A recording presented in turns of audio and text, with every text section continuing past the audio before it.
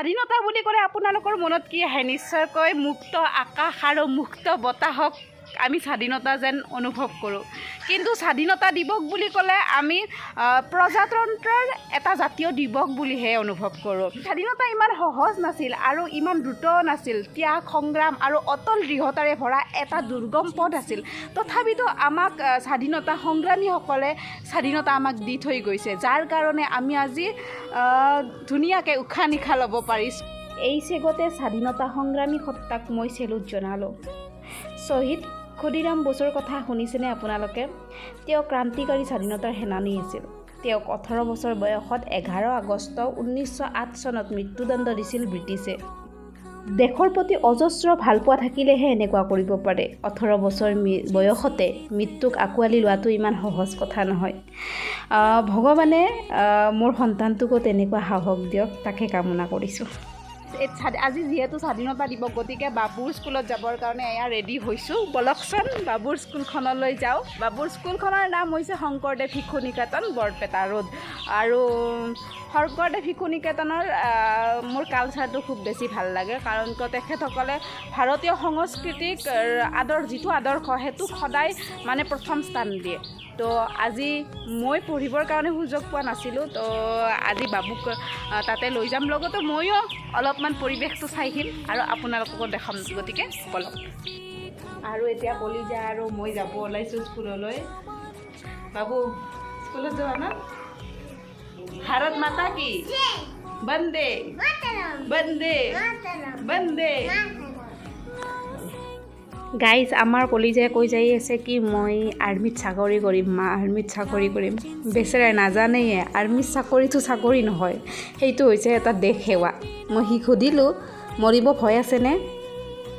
মৰা মানে কি নাজানে বোলে। বোলো কি হ'ব। আৰু ফাইনেলি গাইজ আহি পালোঁ বৰপেটা ৰোড শংকৰদেৱ শিশু নিকেতন। আৰু এইফালে চাওক বাবুৰ দাদাক বাইদেউ সকলো আহি পালে। আৰু এইফালে আচাৰ্যসকল লাইন পাতি দি আছে, ধুনীয়াকৈ শাৰী পাতি ডিচিপ্লিন হৈ থিয় হ'ব কৈ আছে। বাকী এতিয়া 8 বাজিবই, উত্তোলন কৰিব পতাকা। আৰু এইফালে গাইজ 8 বজাৰ লগে লগে পতাকা উত্তোলন কৰিব ধৰিলে। এয়া আমাৰ বৰপেটা ৰোডৰ বিশিষ্ট ব্যক্তি, তেখেতৰ বাৰু মোৰ নামটো মনত অহা নাই, কিন্তু প্ৰায়ে দেখি থাকোঁ।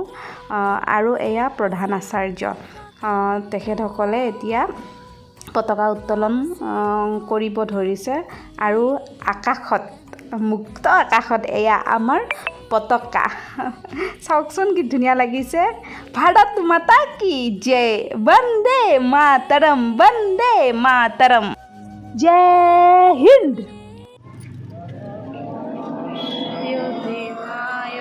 জয় হে ভাৰত ভাগ্য বিধাতা, পঞ্জাব সিন্ধু গুজৰাট মাৰাঠা।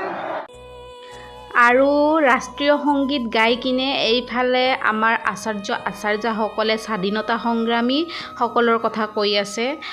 তেখেতসকলক সদায় সন্মান সহকাৰে মনৰ কোনোবা এটা কোণত সদায় ৰাখি থৈ দিব লাগে বুলি কৈ আছে।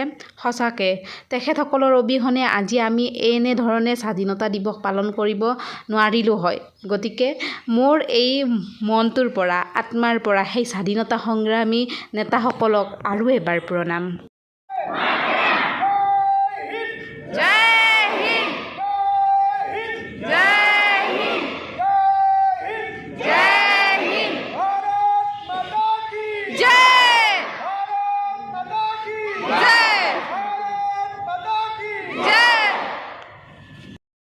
আচাৰ্যসকলে এনেদৰে ল'ৰা ছোৱালীসকলক লাইন পাতিব দিয়া দেখি মোৰ আগৰ কথা মনত পৰি গ'ল।